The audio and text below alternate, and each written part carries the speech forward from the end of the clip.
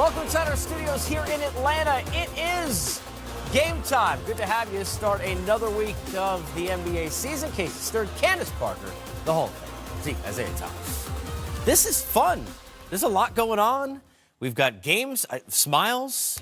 You know, see now she's smiling. Hey, come on, I'm smiling. Yeah, we happy. All right, not because I'm here, but you know why we're happy, because we've got a big game. Western Conference, everybody trying to kind of figure it out. But before we get to that, let's talk about what we can't figure out, shall we? Our buddy John Schumann puts up the power rankings and had a better New Year's than we had, did he not, Zeke? So I'm putting my glasses on. So he was drinking a lot of that What Sherlock is missing champagne. here from this picture?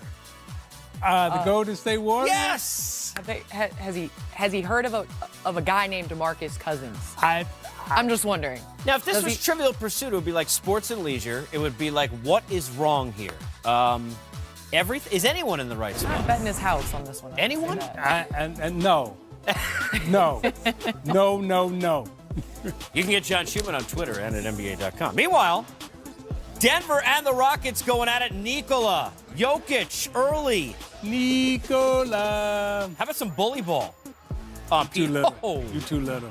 PJ Tucker, mouse in the house. And I love that the referees didn't call an offensive foul. When the little guy down there guarding a big guy, he should get housed. Harden, Capella, everybody on the Rockets getting at it offensively early. Nice look to Tucker, who had 7 threes, a career high.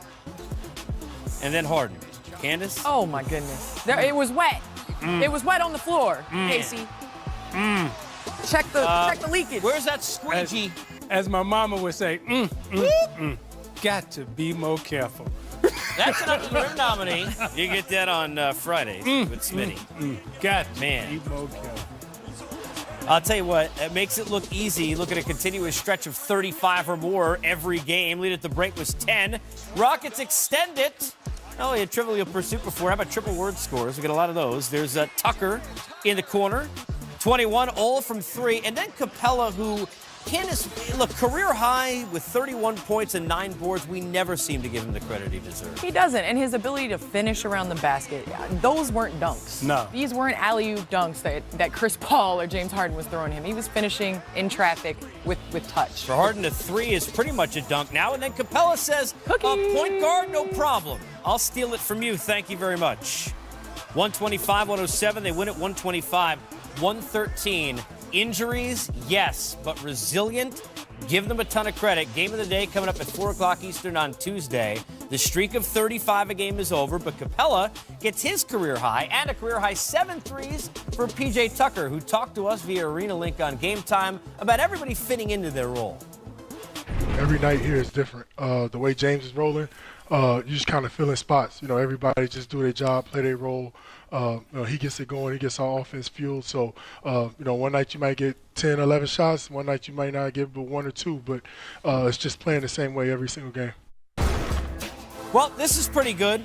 How do you like the 3 teammates with 6 threes or more in the same game? Is there any category of three-point related anything that the Rockets don't have now really locked up in the record book? Maybe with the asterisk of like 2 of your top scorers out, then 2 other people step up and hit more than 6 threes. Since we're going deep into It's amazing. NBA Clay and records. Steph still got that, individually. 13, 14.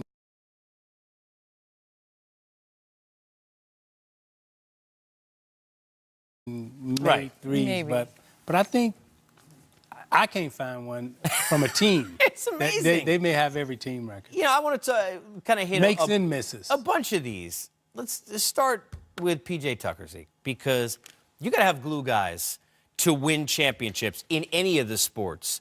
And you can have stars. And PJ Tucker is a guy who talks there about knowing his role as a coach and as a guy who was a star, who needed those players. How much do you enjoy hearing guys like that understand exactly what they're supposed to do to help the team on a given night? You love hearing that from a player, not only understanding his role, but also having sincere enthusiasm and passion about his role and being able to emotionally give to the team where everybody can enjoy and support and be genuinely happy for James Harden. I heard no jealousy, no, well, I'm not the guy, but it's like everybody's sincerely happy that Harden is playing this well and that the team is playing well. And, winning covers a multitude of sins. So, when they were down and they wasn't playing well, I thought we would hear a lot more bickering, and we didn't. So that speaks a lot to the role players on the team and how they've handled stuff. As the cool kids, I guess, would say, and Candace was cooler than me, so she would know. The only thing not in his bag right now in terms of Harden is a razor, because he's got everything else. And it's been talked about where he is now in terms of when he shaved, offensive gonna jump out of players. some living in that beard. Some gonna jump out of there. Type of power. That's what's This is why Isiah didn't want that issue. So I'll try not to have anything jump out here. But you talk about the offensive player. As somebody who knows how hard it is, the work you have to put in, both of you guys do, to get to that level, what is it like watching a player who's got that kind of skill set now offensively in Harden?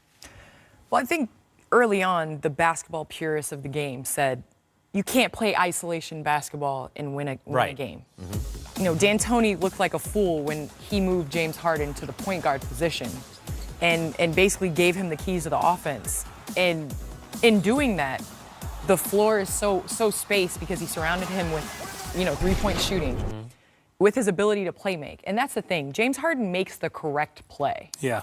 He is not. Yeah, he's not selfish in the sense that he's going to take something that the defense doesn't give him. He goes in there, and Clint Capella benefits, and that's how you measure a great player. What do the players around you do? Are they raising their level of play? And honestly, PJ Tucker is having an outstanding year this year in itself. Let me ask you this as we kind of close out this spot here with the Rockets. They've grown, but a lot of talk goes back to the offseason about losing some of that defensive prowess. If they get CP3 healthy and are as constituted, are they good enough to give the Warriors the trouble they gave them last year? The Rockets will always have the question mark until they actually do it. They've knocked at the door a couple of times, and they didn't open it, right? CP3, James Harden, those two as individuals have knocked on the door a couple of times. This whole window of opportunity that we talk about, it's been there for them a couple of times. When do they step through and when do they grab the trophy? And until they do that, there's going to be a question mark. And, they're great in the regular season, but let's see the playoffs. All right, nothing jumping out of beards on set, but we're all jumping out of our seats watching this guy play basketball because Freak and there aren't enough names. He's got the Freak in his beard. Although the unis maybe not exactly as nice as his game. Kyrie is back. What does it mean for the Celtics in Uncle Drew's return? We'll take a look. Coming up Tuesday on NBA TV. Yes, the two to my left are involved, but really it's 3D's night, just asking. Timberwolves and Thunder, Knicks and Warriors, of course, because the Knicks, right? It's Tuesday night. Players only, baby. Players only, baby. Come on now. Trader pregame. Come on now. You got to say it right. You got to say it like you mean it. Say it. Mean it. Players Give it to only, me. baby. Players only, baby. I like that. We're going to... You got to say it with some feeling. What night is it? How about issues only, baby? Because that's kind of been like the backdrop for the T-Wolves. Here's Ryan Saunders on now moving forward with Minnesota. Definitely didn't expect to be standing here. I'll first off say how much I respect Coach Tibbs and Coach Andy Greer as well. It's tough when you spend so much time with people, on the road or just in general, and then you see you're not going to see those people as much anymore. That's a tough thing. So I'm thankful for the opportunity though, and moving forward, I'm looking forward to seeing progress on the court and helping grow this team. All right, from Ryan Saunders to Area 21 and our boy KG, who had a lot to say on Tibbs, obviously, who he knows. He said, good coach, going to land on his feet wherever he's at. He'll get another opportunity. By the way, congrats, and obviously not the way that he expected to Ryan Saunders, not only in the coaching job, but and I know what this feels like. That's why I went with this, being the only coach who will get carded when he goes out with the team. The Timberwolves. You go through all that they went through, everything with Jimmy Butler. Now you lose the coach. How worried are you for the growth of the young talent that through all of this, like Karl Anthony Towns and Wiggins and others, Zeke, are trying to take the next steps in their career? I'm not worried about the players as much as I am about the organization. Okay. Because they really did take a step back. You know, I thought when Sam Mitchell was there, I thought he was doing a great job with those young players. You had Levine, you had Wiggins, you had Katz. I mean, they were coming along, and they were doing all right. And then you decided to break that trio up. Mm-hmm. And I thought that was a good young trio, and I thought Tibbs made a bet on Butler, on Chicago, and he went and got him. And when you made that bet, I thought I thought Butler and Tibbs would be closer together. They would be, you know, joined at the hip, and they would be able to take it. I think the disconnect came when Butler and Tibbs, somehow they got sideways.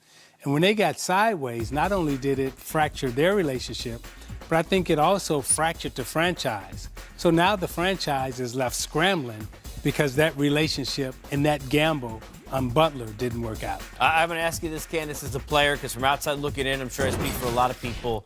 And I just think from a common sense standpoint of, we always hear about millennials now, and I think about coaches that I've talked to on the baseball side and how they need to treat it differently today.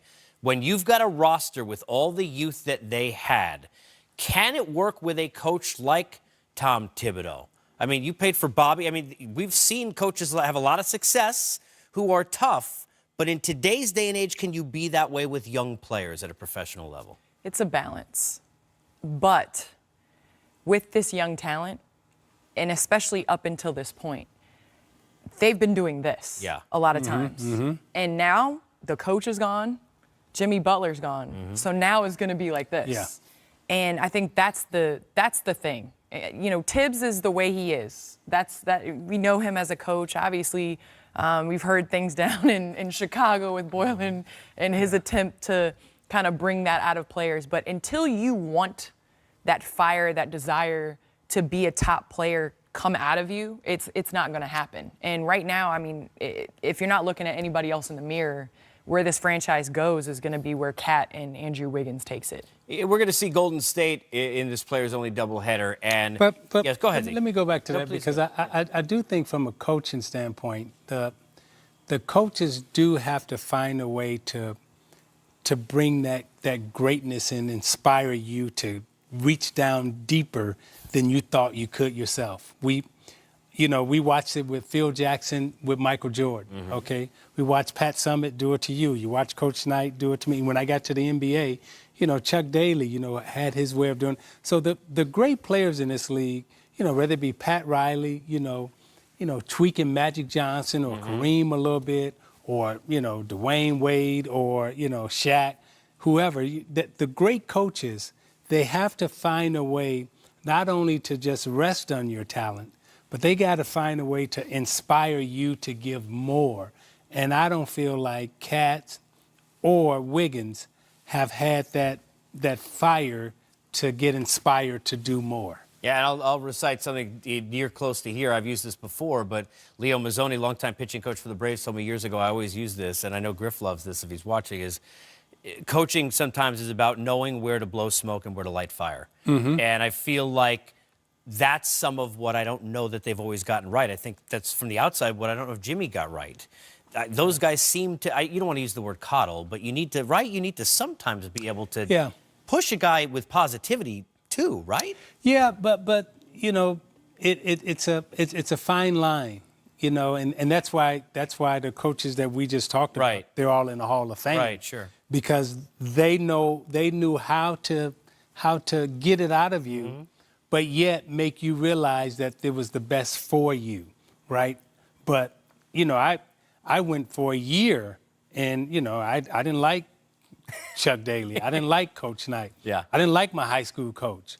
But now that I'm out of it, mm-hmm. I'm glad I had those coaching me, and I'm sure you felt that way about Coach Summitt sometimes. Definitely. But to add to that, takes a special player Yes. to be able to look yourself in the mirror and understand that you have faults and you have things that you have to do better. And sometimes what you think is right is completely wrong. Yeah. And I don't know if they have done that. I don't know.